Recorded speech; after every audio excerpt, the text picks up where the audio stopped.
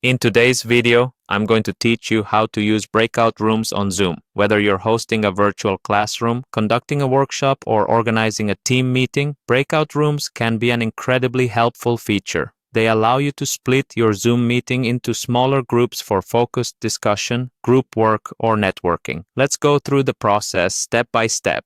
So by the end of this video, you'll feel confident in creating and managing breakout rooms in Zoom. First, you need to head over to the Zoom website. This is where you'll begin the process of setting up your breakout rooms.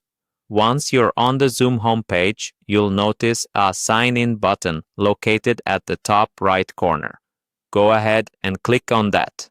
It's crucial that you use the right credentials to sign in directly to your account. If you have multiple sign-in options, selecting Sign In with Google is often the quickest and easiest way if you already use Google services. After successfully signing in, locate your meeting. This means navigating to your list of scheduled Zoom meetings and selecting the specific one you plan to host. Once your meeting is open, look at the bottom of the Zoom window where you'll see a More option.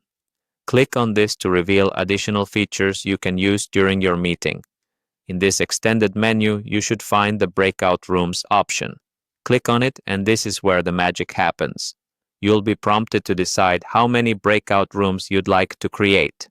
Think strategically about the number of participants you have and how best they should be divided into smaller groups.